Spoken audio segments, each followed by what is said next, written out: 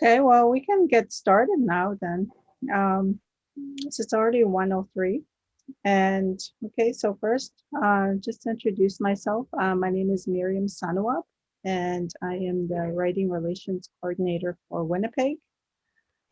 And so we've been working on food, um, talking about food sovereignty, and also we've been sponsored by the Sustainability Grant, um, which is the Agenda 2030 by the Government of Canada. And so what we have our guest here, her name is Audrey Logan. Audrey Logan is Cree Métis from Northern Alberta, and she's been living here in Winnipeg. And so she has a garden just out, like in West Broadway, permaculture. And also she's been also pretty active on Facebook as well, talking about dehydration. She has a website called Dehydration Nation as well. And so, yeah, so just I guess we can help me welcome Audrey Logan. She's going to be doing her talk, the work that she does around hydration, around food sovereignty, and we're excited to have her. And so, Audrey, you have the floor. Well, thank you so very much um, for the acknowledgments, as well as um, understanding that our role as land stewards has been generational. And when I met my birth family, I found out that they too had generational knowledge and something that is a colonial aspect that if you're not raised with it, you don't know it. But as when I met my auntie Katie Sanderson, she said, "You know what? You grew up with it. It was in your blood. It's in all of our blood. The DNA aspect of growing food, as well as our many talents, as making baskets or being a candle maker or a soap maker or whichever maker you are. It was basically in your DNA initially. So I'm loving that aspect because I went for training as a dental assistant, but turned out to be a person of roots of a different kind. And it's been wonderful as a way to connect back to my blood knowledge, of being able to not only survive but thrive. Because in our present systems, people on disability are not given the funds in order to be able to do so. We get $3.95 a day for food, and that is not enough to um, be able to become healthy again, or to be able to thrive and overcome some of our illnesses. So when they told me I was, at 310 pounds and um, being borderline diabetic, I was like, oh no, I can't do this. I can't allow this to happen. And as I lay in my bed going, what can I do about this? I don't have land. I don't have places to grow like my Auntie Katie or my cookum or others. And then it came to me like, what makes you think you have to have land of your own when you have neighbors who don't use it? Or, the aspect um, of others don't make use of other fruits and stuff that they have in their own yard. So I started doing local foraging, which has been able to help me to be able to excuse me, I'm trying to click this thing. Um, I started utilizing these different methods. So with our traditional method of growing, I started using the permaculture method, which helped me to be able to grow um, throughout the year more than just once. And so, like even autumn, in August there I will seed carrots, and I've gotten in the end of October some fresh, beautiful young carrots. So I utilize the Seven Sisters method as well as our non-colonial method of not tilling the soil, but being able to direct seed and such. So, like, even though right now people are like, "Oh, I didn't seed in August in the beginning of May," well, it's okay. I've seeded zucchinis in the middle of July and still got zucchinis that didn't look any different from the ones I did in May. And so, we can reproduce and produce for many. It does not matter the time of year. What more matters more, I think, on the method used. The westernized method is tilling of the soil, which is very killing to our natural ways, and it's just not as productive as our traditional ways of many know the three sisters, but there turns out to be seven sisters, and each one of them in its own way has been able to help each other to be able to produce and helpful in many ways. But today I will be talking more about what do you do with all that produce, because there's lots that once you get to going and growing, people like, oh well, I don't need this, I don't need that, but in reality you can make use of this and that. So like carrot tops, most people cut the tops off and throw them away.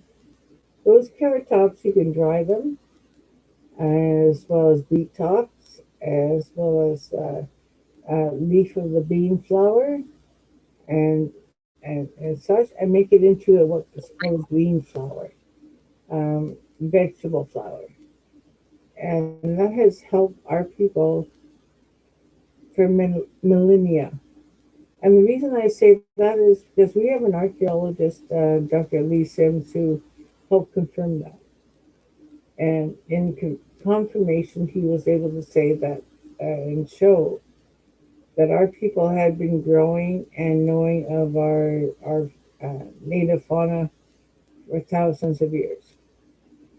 In the stomach of a mammoth, they found seeds that were once cultivated by indigenous people and ones that were not. So they were able to differentiate seeds of those, saying, "Oh, well, this is a non-cultivated seed, so it is smaller.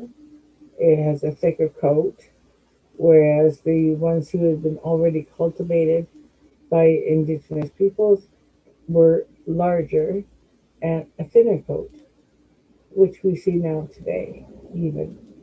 And and that led him to a lifelong acknowledgement that indigenous people were very much farmers here for thousands of years, as well as they knew and shared that knowledge amongst all the peoples throughout North America and South America, because Winnipeg was known as a meeting place, and it wasn't just for meeting and saying, "Hey, how you doing?" but as much as saying, "Hey, what you got?" And so many of the pots shards that they found up north also carried the what they call phytoliths, the scientific names for um, microscopic um, pollens and microscopic analysis of food that was grown in or cooked in those pots. And the list was very large.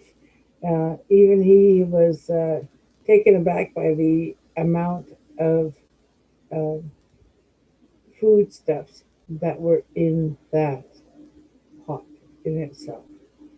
Uh, and that, really kind of takes away from the ideology that Europeans came and settled this land or uh, came here and farmed and created archaeology of, farming. Our people were farming here long before that, way long. And I asked them personally, I said, well, what happened? You know, why did we no longer become farmers and considered to be just, you know, hunter gatherers? He said, well, it was because that during the first initial incursion here into North America, 9 out of 10 people had died from disease. So when you lose your base of productivity in people, you then are left with what? The few people that survived.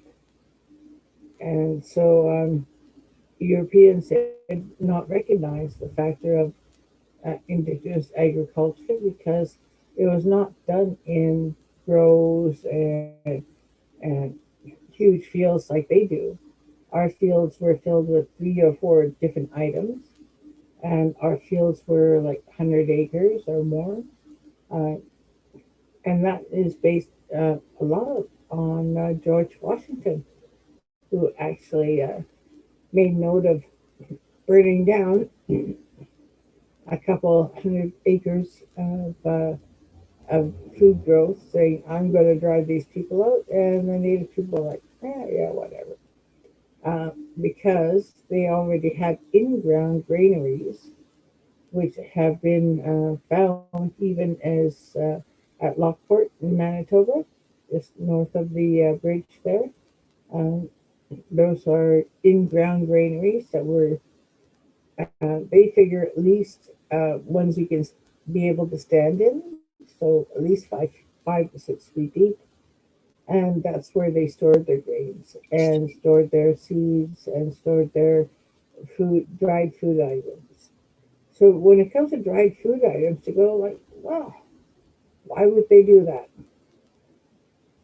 Well, when you look at European standards of preserving foods, a lot of it has to do with salt or vinegars, and or as well as heat preserving, such as jarring and canning and stuff like that. Canning only is actually rather new. That only came in the past uh, 60 plus years. So it's not really, a historical way of preserving food, whereas our own people had been preserving food in the method of, sorry, the method of dehydration for thousands of years. And how do we know that? Well, there again, the archaeology has been able to prove that by scanning and scraping the pots, they were able to discern that, oh, this pot had at least 300 different plant materials as well as mountain goat. Well, where do you find mountain goat in Manitoba? Not too many places. So it as well showed that we were also Pan American trade.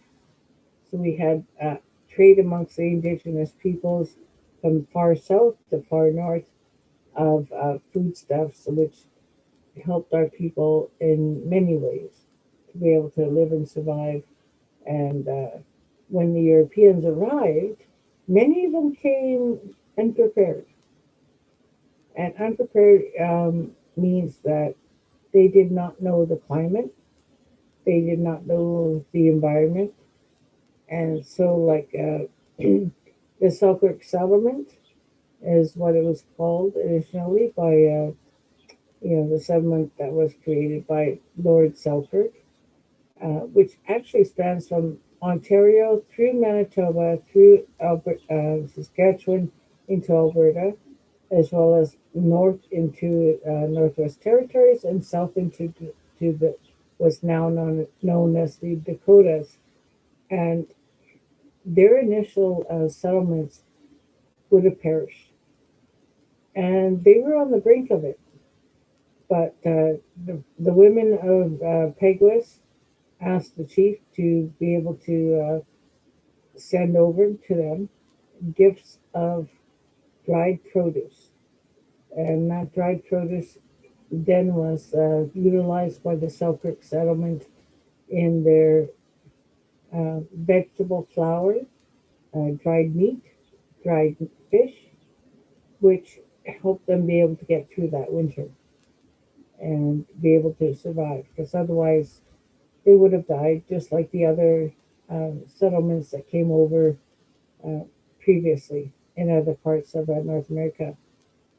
Each one ended up being saved by our indigenous peoples uh, and ways of food preserving. So I myself, way back in 2010, earlier than that, a little bit of local foraging and such. I had changed over my westernized diet to more traditional. And I went from 310 pounds and very unhealthy and borderline diabetic to being no longer diabetic and a lot less weight on me and a lot healthier because I switched over to our traditional foods and foraging. And I'm in the middle of a city. I don't have the farmland or the indigenous forest to forage from. But I realize I do have here right in the middle of the city. So as my Auntie Katie Sanderson said, it does not matter where you are. What matters is what you do. And so I came to realize, yeah, there's people with apple trees and cherries and raspberries and grapes and black currants, red currants, and all those type of things are growing in people's yards. And half the time they don't use them. So I started knocking on doors and saying, hey, I would love to take care of this plant if you would allow me to use this produce. And by and large, 99% of people said, yeah, go ahead. I'm too busy in this, eh, you know, environment to be able to do that. So go ahead and make use. And to me, that's land stewardship, which is what Indigenous peoples have always been, is not about controlling the land as much as steering it to what it is meant to be used. And so I started doing that. And I have not really relied upon the store products for at least 13 years now, which has saved me a lot of money. um, any monies I do have now can go towards paying for uh, ecologically healthy meats that complement my green materials. And as well as making your own fruit roll-ups, they're so good. You don't have to add sugars, and it's so sweet or tart, whichever the fruit itself is. Like rhubarb, I was tired one day and I had a whole bunch of rhubarb because my daughter has like huge amount of plants from it from previous owners of the land, and he was not being able to utilize all of it. So I would gather it, and one day I had a whole too much of it.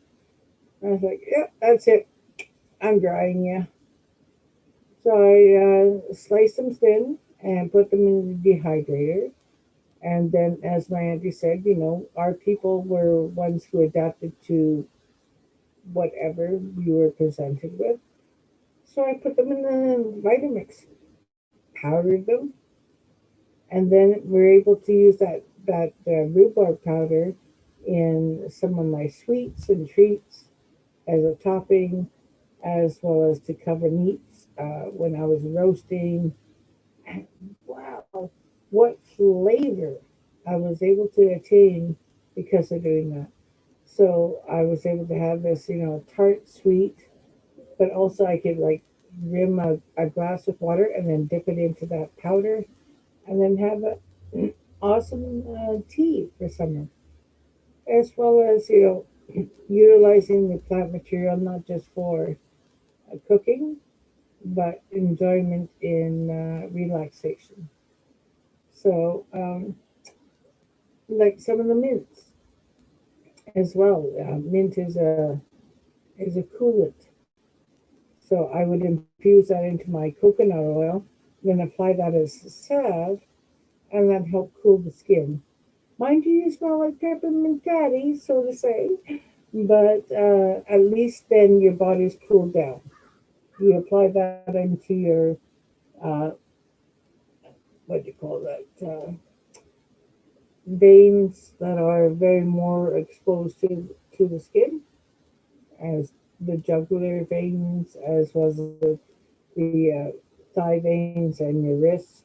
I apply a little bit to that, and a little bit to this, a little bit to the inner part of the thighs, and it helps cool me down. And there's so much can be utilized by our dehydration. And dehydration only removes a small amount of nutrition, as in, well, cooking or heat processing, which is part of your pickling and preserves. You lose a lot because uh, with preserves you have to use a lot of sugar. With pickling, you have to use a lot of vinegar and salt, which introduces that highly into the body.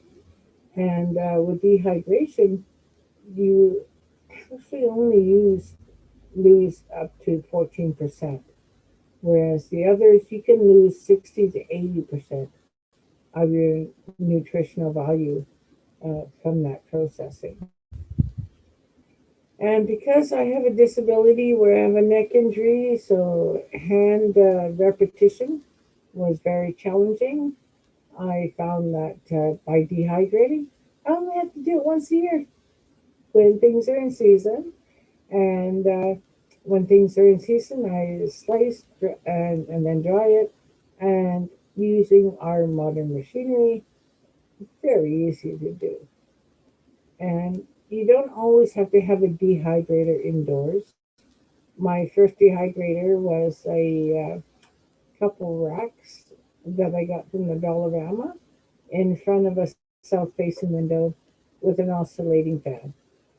So solar and wind power worked really good for this.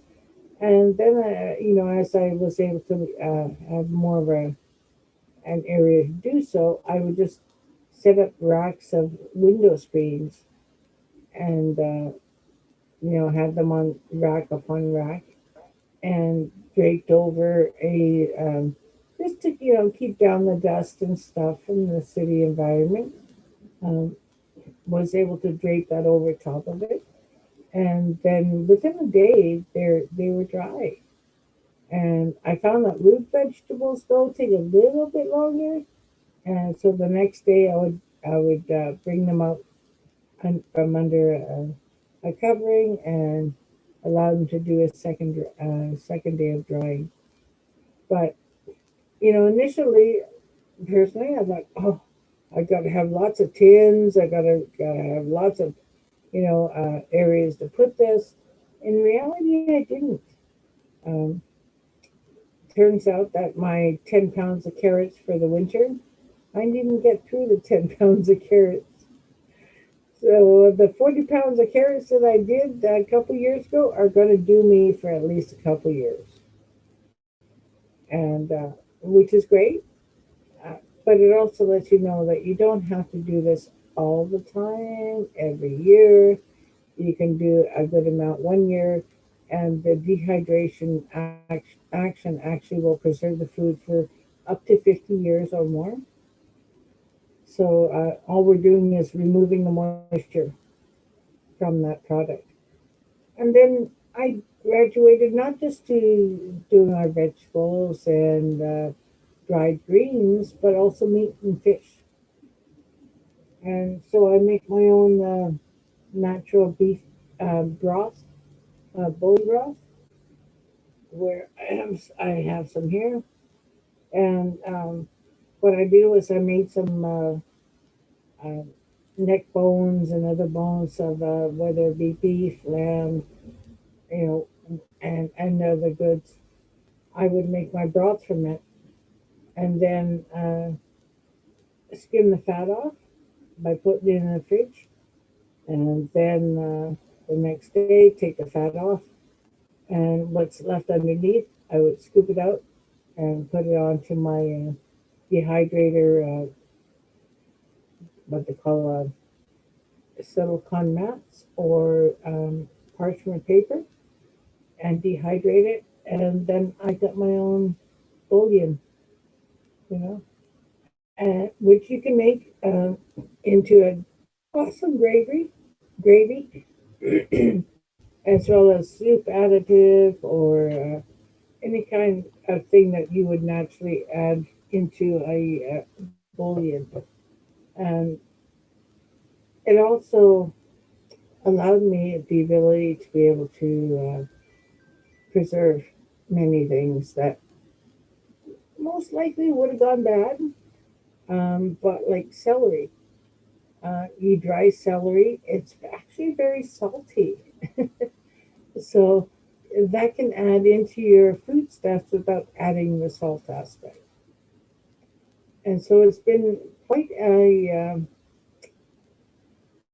journey into our food sovereignty and how our indigenous people were able to uh, be self-sufficient and not reliant upon anybody or anything because they had these methods of dehydration, which allowed people like myself.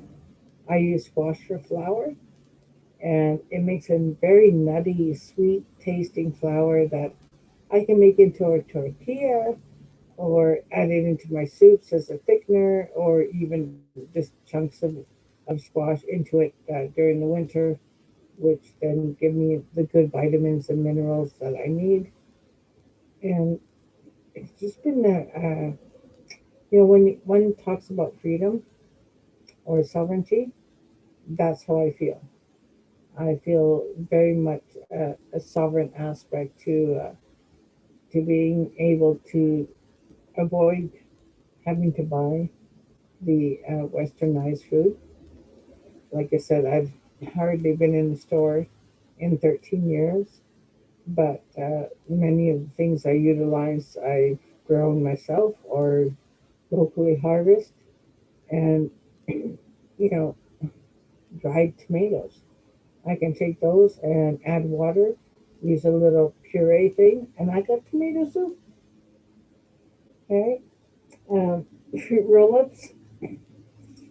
Talk about fruit roll-ups. Oh my goodness, these ones are I'm made of um, native native cherries, which are quite tart.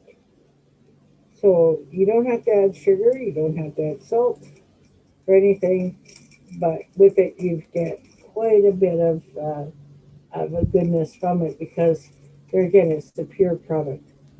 So people say, "Oh, don't you add sugar?" No, don't need to. You can if you want to, but there again, I can take a piece of this and put it into a cup with some warm water, use my puree. Boom, I got jam. Add a little bit more water. Boom, I got juice. You know, or when I want to cook something with some meat with a little bit of flavor, I can add this to the meat and create a nice natural flavor to our meats. And so, you know, you can't really go amiss with this method because it really is so, what can I say? It's so in living aspect, you know, that I can make use of whatever greens I gather. When I look at a package that a friend had at the place there anyway, and it was 1 cup, and in this one jar and cup was dried greens for their smoothies. And I looked at that dried greens and I'm going, oh, they got dried beets, they've got dried carrot tops, they got dried beet tops, they've got quite a few other greens and such that I naturally forage. But they were charging $40. There's one little cup worth of stuff. I've got 5 gallon pails full of it. and and so it you can replace that cost by just dehydrating your own, as well as others. I've had other people who've dropped in and said, hey, I got a bunch of carrot tops, you need them? Sure. I dry them and then I add that into my green flour. And green flour, in the sense of vegetable flour, you still have the nutritional value without having the excess chemicalized aspect that you normally would have gotten if you had bought it from a store in a bag. Because we can't really blame the system of stores, because they do have to be able to have their vegetation be able to make it more than a week.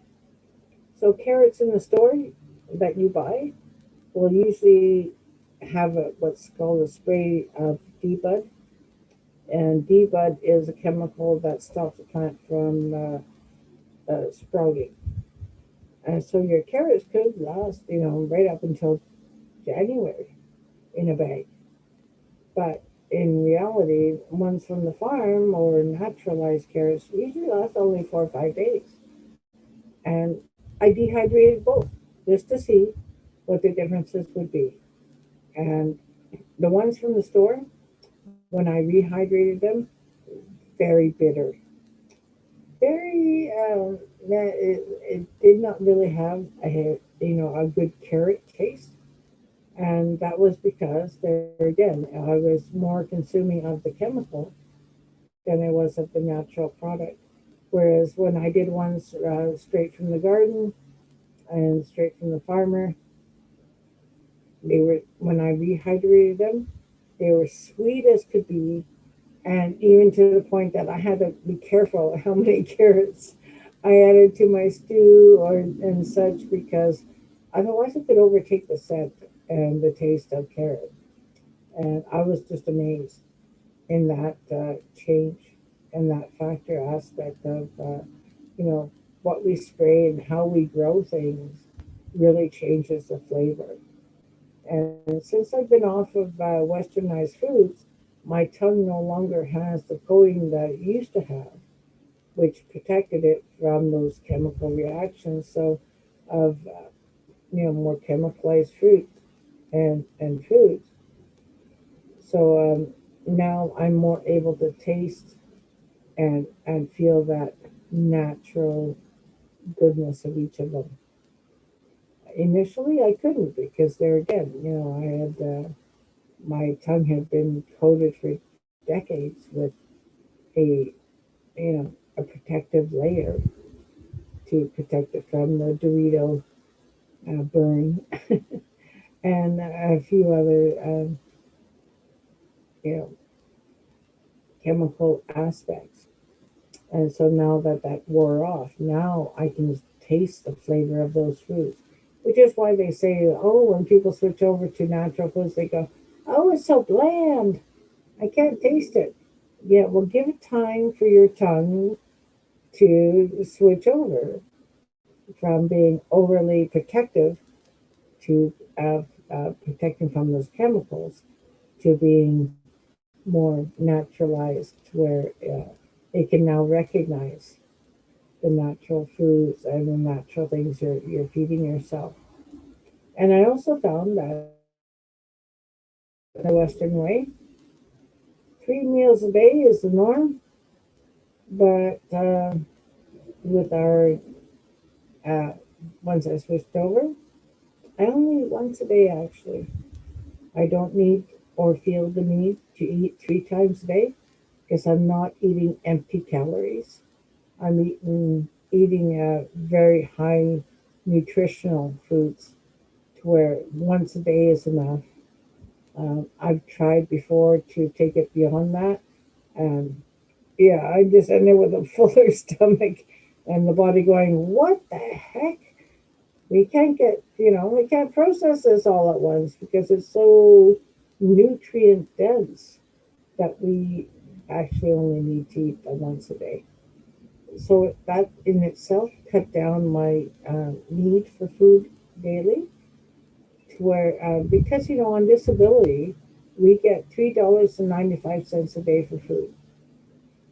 There's no one who can survive on that really, in any way, shape, or form, let alone deal with a medical issue when it comes to food nutrition.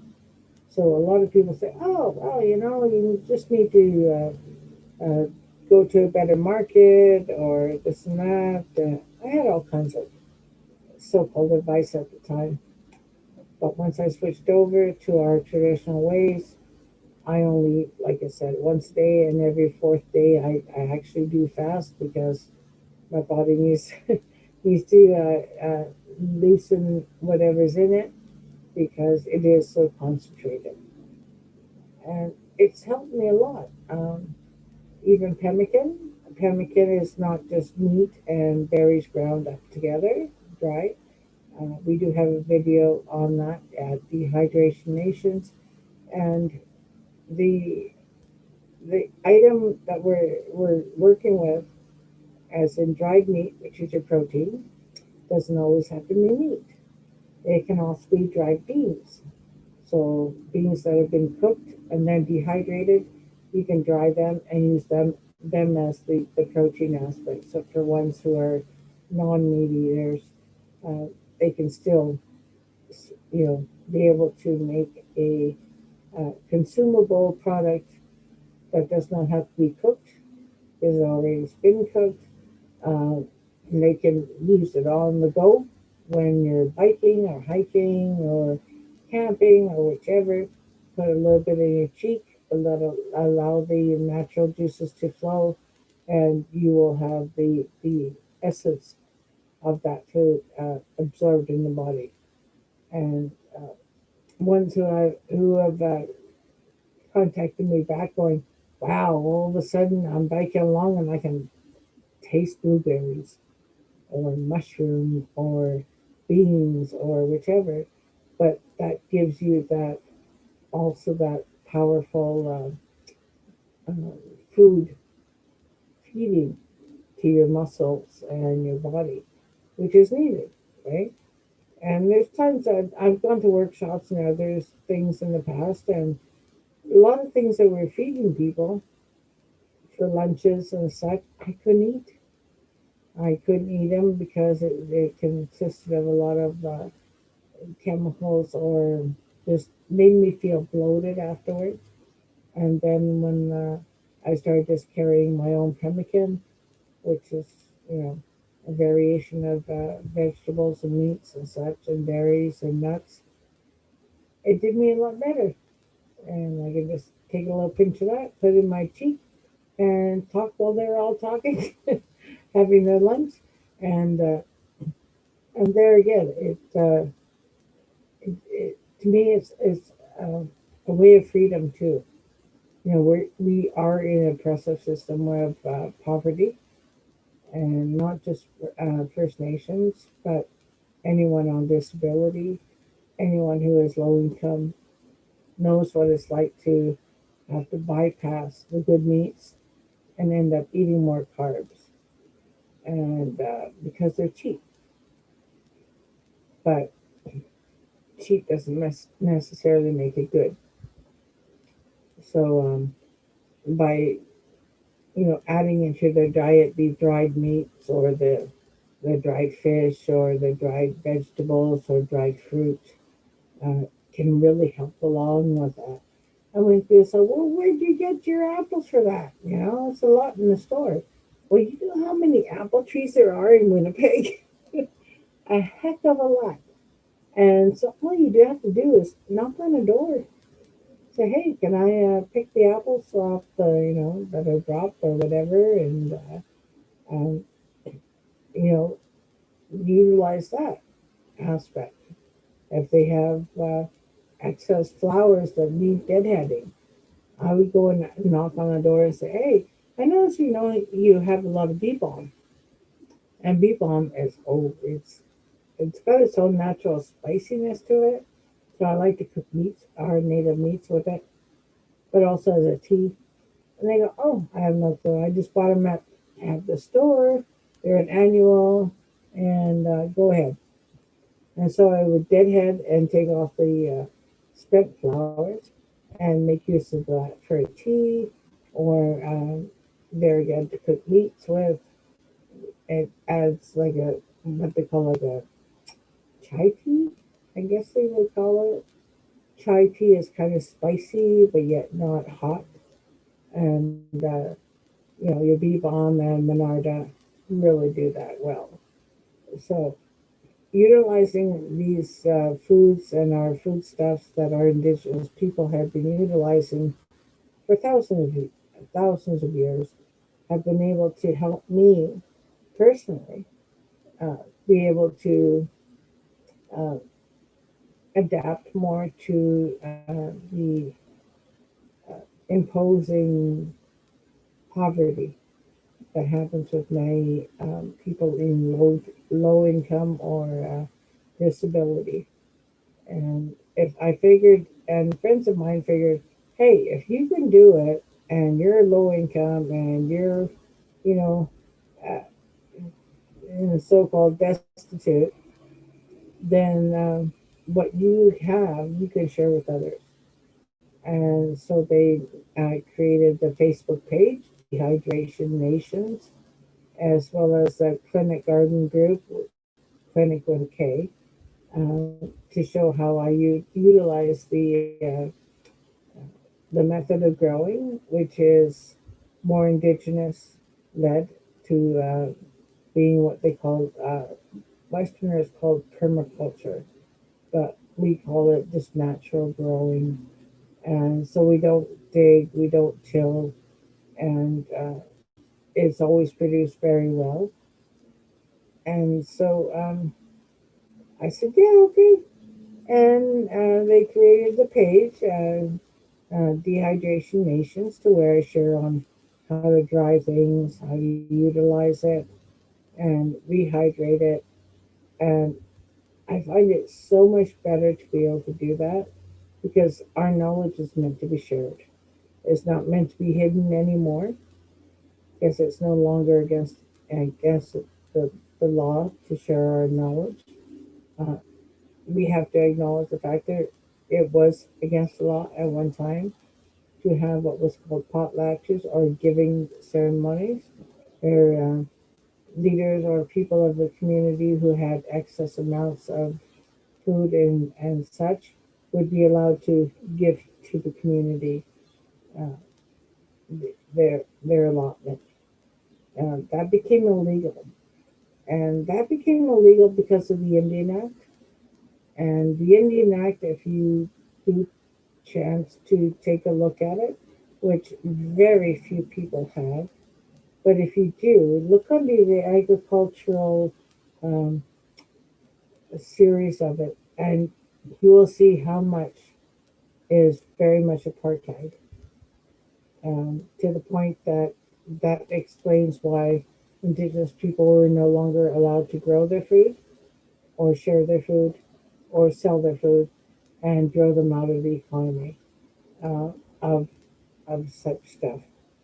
It's disturbing at times so when I see people selling bison, but they're not indigenous at all. and the indigenous people themselves are not allowed to sell bison meat or other things without government permits and a whole menagerie of roadblocks, right? We need to take those roadblocks down. If it's okay for this other person to have an elk farm and sell their elk meat, then why is it illegal for indigenous people to go out and hunt and share their meat? You know, we need to break down those divides. Uh, I was recently gifted some meat, dried meat from Calgary and in Alberta there, and it's called Pan Salon. They're one of the few companies that actually are indigenous food, and as well as the dehydration aspect was gifted also to by the elders in the community to be able to say yes, we approve of this because more people need to be able to taste our foods and our traditional ways. And I'm going to open this one up because I got my own. My own, I do a little bit thinner than these, but this dried meat can then be taken and oh, it smells so good. That smell and that scent is maple. And once you break these pieces off and put it into like a stew or any kind of moisture there, it's going to release that scent. But then the meat itself will be almost like bacon. Yeah, so it's got that texture of bacon, but your whole house will smell like bacon. So whatever you do roast or dehydrate with the maple will have that bacon scent. And this one's a little bit thicker than what I normally do, but the amount of energy and protein in this is tremendous. And like I said, it's not going to go bad. I can keep it in this container for 20, 30 years, and it will not lose its nutritional value, which is lovely because, I can just break a piece off, pop that in my mouth, and let it rehydrate in my cheek and slowly absorb that nutritional value. This one is wonderful taste. If you've ever had dried meat, I like dry mine by slicing it super thin, and the meat has like a sweetness to it. And at first, I thought, oh, geez, I forgot to put that teriyaki sauce or this sauce to make it jerky. But by drying in and of itself, it was delicious on its own. It had its own sweetness and its own flavor and its own purity of being, you know. So I greatly treasured this gift that was given, and just like I've done other workshops where I've instead of asking for money or anything, because I'm not one to be bought, but I do share, and they brought me maple syrup, and that maple syrup I then used to dehydrate fish in. I take the fish and I soak it in that over 3 or 4 days at least to allow the maple syrup to really get into the flesh of the fish. And then take it out, cut it into bits, then dehydrate it, and then you have fish candy. You can do that with meat too, right? So I could easily take this and dehydrate it somewhat with maple syrup and have my candied meat, which then you get your nutritional value without the excess sugar. But yeah, it's a delicious way to preserve our foods. In fact, the NASA was very much interested in figuring out on how to make their dried goods for the astronauts because taking fresh food up up into space is not necessarily doable, right? So by dehydrating everything, they get put it into bags and then adding water rehydrates, and then they have their meals. So dehydration has been not only around for millennia, but also um, very much new if you choose to go into it. Um, I make fruit roll-ups from apples. My daughter's apple tree. Last year, I got um, 3 5-gallon pails full of apple chips, which are just sliced apples and dehydrated, and then also 25 fruit roll-ups, which is very large, actually, a tray of it, and then also from it, from the cores and peelings from it, I was able to make my apple cider vinegar, so nothing goes to waste. As well as once I was making the vinegar, once I finished making the vinegar, I would take that apple cider or apple bits and then put that into my worm composting, which then turns back into soil. So there was really a no waste method and totally ecologically safe and sound, and you get more than one product from it. So for me, I don't have to go out and buy all these little containers full of flour or vegetation, whereas you know beforehand I used to. Now I can make a good jar full of whether it be berries and such. These ones are sour cherries. They have their own stickiness to them. I like to move them around once a bit, get that airflow to keep them dry. They are quite tart, but if I need to, I can just put them into a cup with water. They rehydrate, and then I can use them for a pie or a tart or topping for anything really.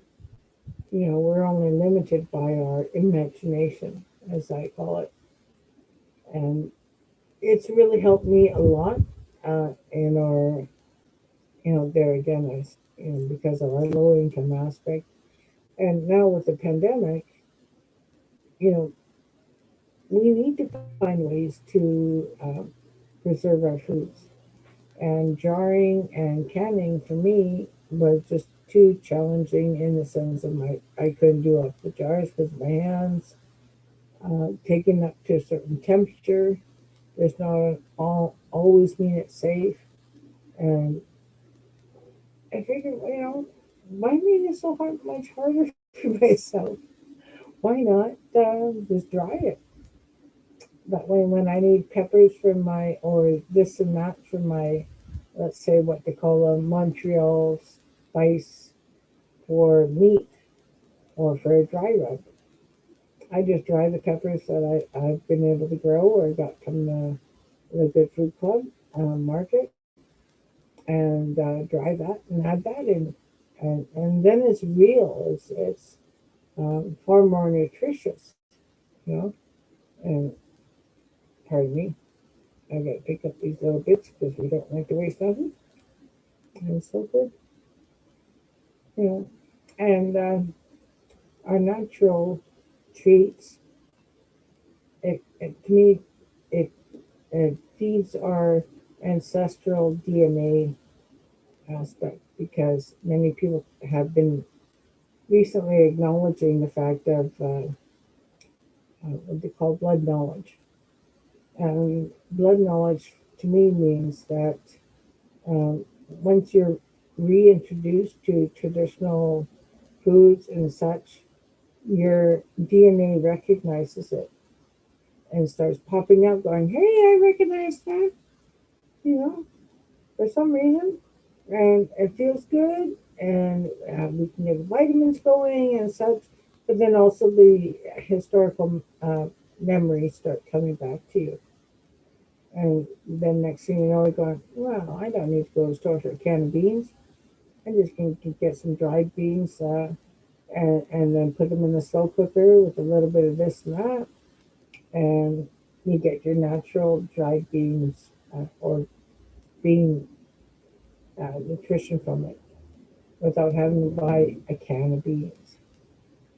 Can of beans, yes, and it's part of the economy, but for the amount that I can get from 1 kilo of or 1 pound or 2 pounds worth of dried beans is would be far more nutritious than one that has been cooked in a big vat, who knows where, and the carbon input of transporting it and cooking it elsewhere and then bringing it here. I can make my own, you know, and so much more flavor. And I had someone try come over and before the pandemic there, of course, and they had tried some of my beans. They're like, "Oh, what brand is this? These beans are so good." And I'm like, "That's my brand." I just I cook the dried beans in the natural juices there with a little bit of plant material for flavoring, and did a good 24-hour cooking, and they were so naturally thick and wonderful that she actually thought it was from a can, but it wasn't.